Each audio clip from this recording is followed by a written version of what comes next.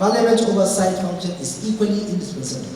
Through committee hearings, investigations, and performance reviews, the National Assembly promotes transparency, strengthens accountability, and ensures that public institutions remain faithful stewards of public resources. You must, as parliaments, you must appropriate sufficient funding for the anti-corruption bodies that you have. At the same time, maintain a very powerful scrutiny and oversight on exactly how they're performing. Hello and welcome. This is Transparency Files, ICPC's weekly television program. My name is Murna Barnabas Atiai. Corruption doesn't just drain public resources. It robs communities of better schools, quality health care, good roads, and opportunities for growth. But who holds the power to demand accountability and protect the public interests? Parliamentarians do, through lawmaking, oversight, and representing the voices of citizens. They are at the forefront of promoting transparency and fighting corruption. Today, we bring you highlights of ICPC's engagement with the Parliament as we examine the critical role lawmakers play in building a more accountable and prosperous nation. Also in this edition, we bring you character molding skit, reports from our state offices, and more. Meantime, Joy Aja brings us anti-corruption highlights. It's over to you, Joy.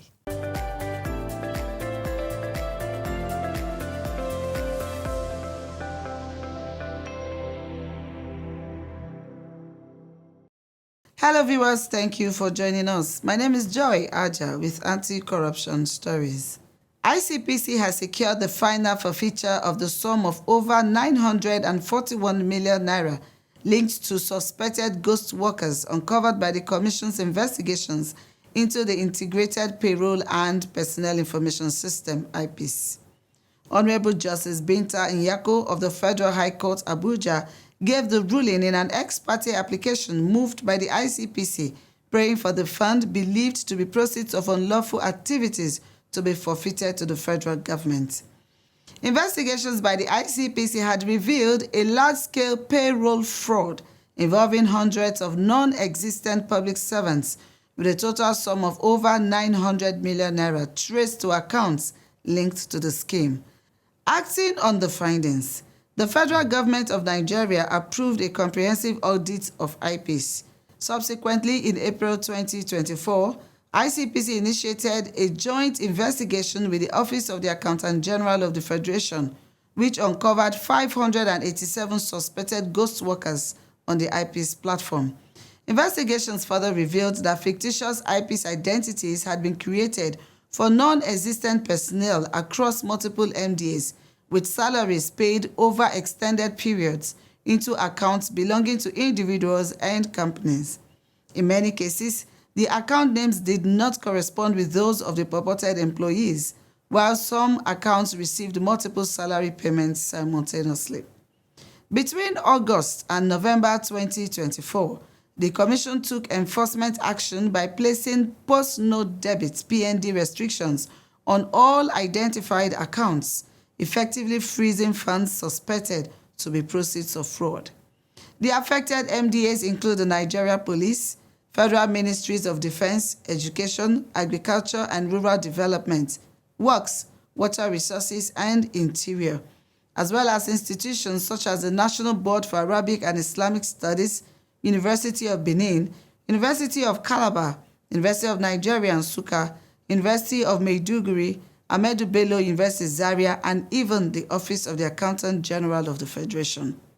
A verification exercise conducted in 2025 cleared 120 civil servants whose identities and employment status were confirmed, and subsequently they were reinstated on the IPS platform. According to the ICPC Prosecution Counsel, Mr. Hamza Sani, detailed records of the affected accounts, including IPS numbers, names of the purported workers, and banking details of beneficiaries were compiled as part of the evidence before the courts. Justice Nyako, in a recent ruling, effectively ordered the transfers of ownership of the recovered funds to the federal government. That will be all on this segment. Transparency Files continues with Murna. Please stay with us. Guy, this our rep member. He did try. This is the third borehole he's constructing with his own money. No be small thing, no. Honorable Kashkal is the real Odogo. Plus, he is very generous. Uncle, I don't think it's his money he's spending. ICPC came to our school to sensitize us on many of their initiatives, including constituency and executive project tracking. Will you shut up? What does a small boy like you know about politics and money? Haba, at least listen to him before silencing him. He was not true to you now. Go on, my boy. The ICPC officers gave us a smart number to call if we have questions about constituency project. It's 0800 call ICPC and it's free. Okay, let's try it. The number probably won't even go through itself. 0800 22 55 42 72.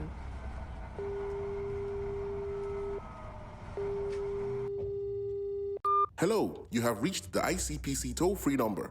My name is Ola. How may I help you? Hello, my name is Remy from Small London local government area. Can you tell me anything about the constituency projects allocated to this area? Thank you for calling, Miss Remy. Just a second, please. 121 million naira was allocated by the federal government to your local governments for 10 boreholes, drainage systems along 2 major roads, 50 motorcycles, 100 sewing machines, and other equipment as part of an empowerment scheme. If you suspect any foul play, kindly submit a petition to info@icpc.gov.ng. Ignorance is not an excuse. Thanks to this boy, we now know better. I will inform the community head so we can monitor projects properly. It's our constituency and our projects. The toll-free number of ICPC is 0800 call ICPC. That is 0800 2255 4272 and the short code 4272. This message is brought to you by the Independent Corrupt Practices and Other Related Offenses Commission. This is Transparency Files. Recently, ICPC held a workshop with the members of the Parliament and other stakeholders to look at the role of the Parliament in the fight against corruption. In his opening remarks during the event, the ICPC chairman, Dr. Musa Adamu Aliu ACN, called for sustained legislative reforms to strengthen Nigeria's anti-corruption legal and institutional framework, stressing that the country's laws evolve to address emerging corruption trends and governance challenges. Let's listen.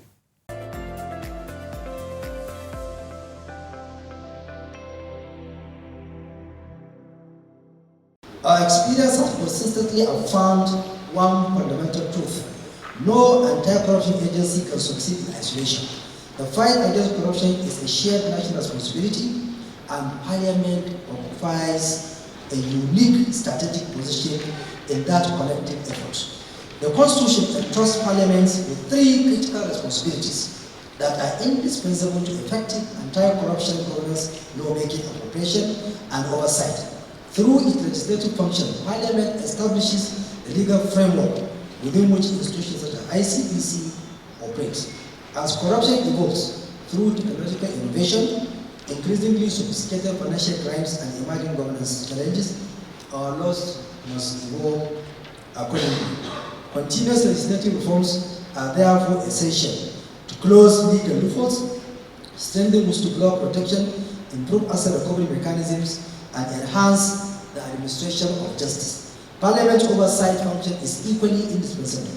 Through committee hearings, investigations, and performance reviews, the National Assembly promotes transparency, strengthens accountability, and ensures that public institutions remain faithful stewards of public resources.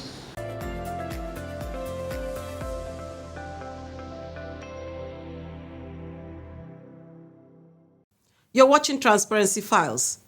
In his keynote address, the Honorable Minister of Works, Senator David Umahi, urged lawmakers to continually review existing laws, close legal loopholes, strengthen anti-corruption institutions, and enact transparency and accountability in the public service. Let's take a listen.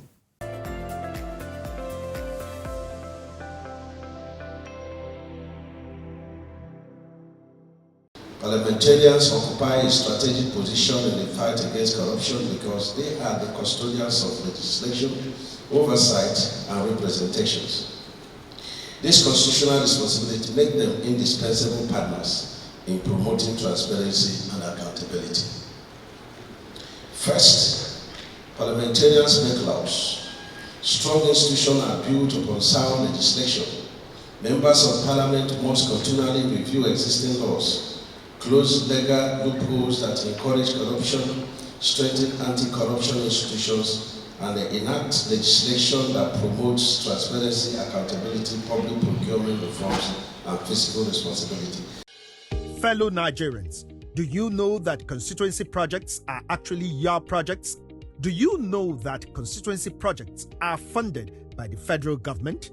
Do you know that you can track release of constituency project funds for projects located in your constituency and follow up to know how they have been executed? Constituency projects happen because government does not want to leave any community out in development efforts. You have a responsibility to know what constituency project has been planned for your community, how much has been allocated for it, and whether value for money has been delivered. Take ownership of constituency projects located in your community. Protect them because they belong to you. Government knows about your needs and is planning for you. Government needs your help to ensure quality delivery. Know that constituency projects are actually your projects. Protect your constituency project. My constituency, my project. For information on funds allocated to projects in your constituency, call 0800 2255 4272. This message is from the Independent Corrupt Practices and Other Related Offences Commission and the National Orientation Agency. You're still watching Transparency Files. The event also featured goodwill messages by dignitaries present who shared their views on the subject matter.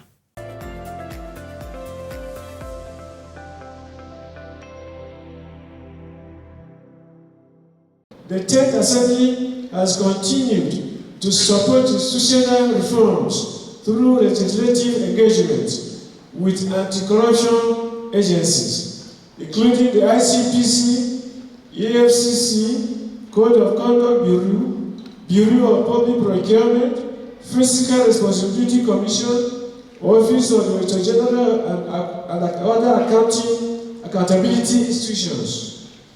These efforts reflects our determination to ensure that anti-corruption institutions remain effective, adequately supported, and sufficiently empowered to discharge their constitutional mandate. We have very good mechanisms put in place by ICPC, EFCC, our anti-graft agencies. Our laws are intact, and still more needs to be done. But funding is a fundamental issue. Like I said, you can't be going against somebody that stole $1 billion while your own budget is less than $500,000. It will be very, very tough. They have everything it takes to frustrate you from investigating them. Like I said, it is time we talk corruption. Let's be realistic with ourselves. Are we doing enough? Are we funding enough? That is definitely no. But human capacity, AFCC, ICPC, other agencies, are they doing enough? Yes, they are there. Are we funding enough? No, we are not. Parliamentarians have a very important role to play in strengthening our laws and oversight mechanism against corruption. That is why we are now actively working to update and amend the Code of Conduct, Bureau and Tribunal Act so it can respond better to today's realities. In the meantime, we are providing simple and clear guidelines on practical issues such as private business activities, foreign bank accounts, and declaration of spouses and children. These guidelines are designed to make the rules clearer and to help public officers easily comply with the Code of Conduct in the light of current realities. We will greatly appreciate the support and partnership of distinguished National Assembly in this activity that we are doing currently. We appreciate the ICPC for organizing this one-day retreat for us to sit down and cultivate and mirror down the functions or what the parliamentarians are supporting the anti-corruption agencies. Frankly speaking, all of them are doing their utmost best in trying to ensure that we have enough funds to fight the menace of corruption in the parliament. They are giving us 100% through the budgetary process. And they are also with us in terms of supervisory roles, advisory activities, while we are home or while we are not there. From the perspective of the NFIU, effective anti-corruption efforts are strengthened when policy decisions are informed by evidence, intelligence, and risk-based analysis. Financial intelligence provides critical insights into illicit financial flows, abuse of public resources, beneficial ownership concealment, and complex financial networks that facilitate corruption. When combined with strong legislative oversight, these insights become powerful tools for prevention, detection, and accountability.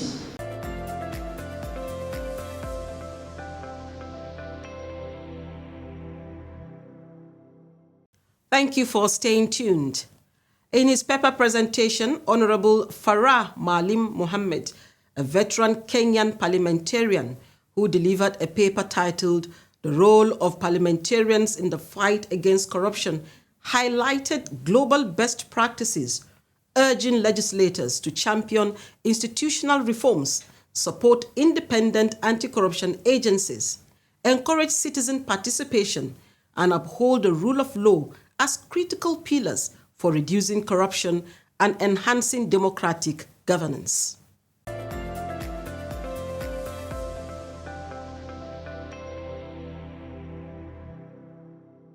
Parliament must insist that the leadership of anti-corruption bodies be selected through transparent, merit-based, and parliamentary vetted processes and must retain robust oversight of those bodies thereafter. This is because an anti-corruption institution captured by or itself compromised by political patronage is worse than no institution at all. You better not have an institution if you can have an institution that is controlled by the executive in the manner it is. However, the arc of our experience points, I believe, is that the fight against corruption is won or lost in Parliament in the laws we pass. In the appropriations we approve or withhold, in the audit queries we choose to pursue to their conclusion rather than let gather dust, and in the courage we show in holding accountable those who would capture the very institutions built to hold them accountable. The less money you appropriate for such an institution, the more you starve them, the more difficult it is for them to deliver on their mandates. So you must, as parliaments, you must appropriate sufficient funding for the anti-corruption bodies that you have. At the same time, maintain a very powerful scrutiny and oversight on exactly how they are performing.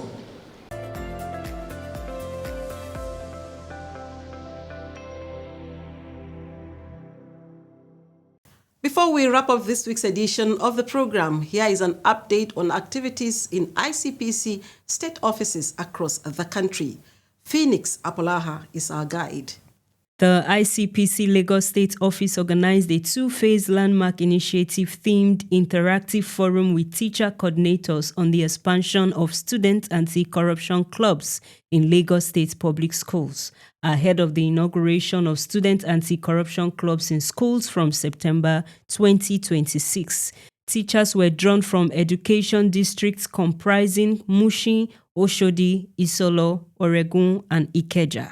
Resident Anti-Corruption Commissioner Mr. Chukura Alexander FSI delivered the opening remarks. Directors from the Department of Co-Curricular Lagos State Ministry of Basic and Secondary Education were present, reaffirming the ministry's support for the expansions of student anti-corruption clubs across public schools in Lagos State. From Imo State Office comes a report. The ICPC has continued to deepen integrity across public institutions through strategic stakeholder engagement and public enlightenment. In furtherance of this mandate, the Commission organized a one-day anti-corruption sensitization program for the management and staff of the Imo State Ministry of Local Government and Chieftaincy Affairs.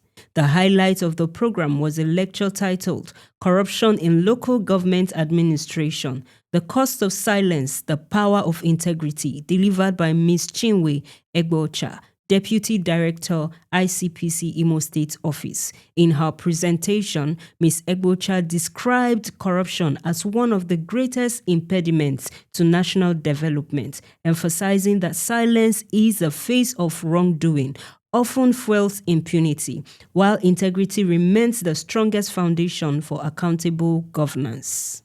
As part of its sustained campaign to institutionalize integrity and accountability in public service, the ICPC Niger State Office conducted an anti-corruption sensitization program for officers of the Nigerian Correctional Service Niger State Command.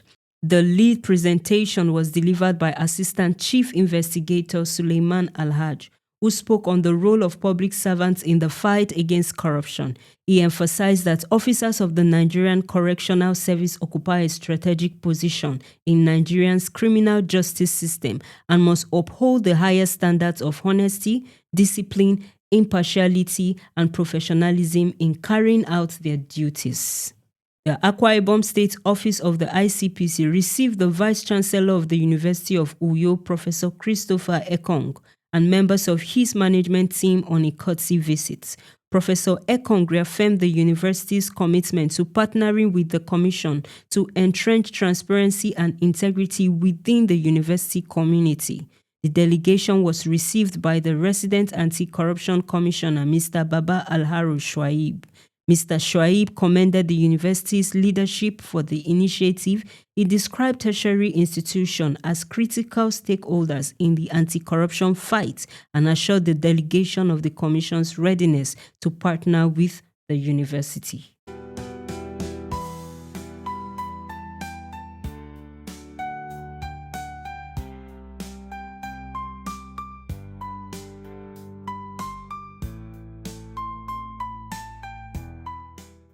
And that's our package for this week. The fight against corruption is a shared responsibility, but parliamentarians have a unique duty to lead by example through transparent leadership, effective oversight, and laws that promote accountability. A stronger parliament means stronger institutions and a stronger nation. Thank you for joining us on this week edition. I am your host, Murna Barnabas Atiai, wishing you a pleasant evening. Stay informed and always stay engaged. Bye for now.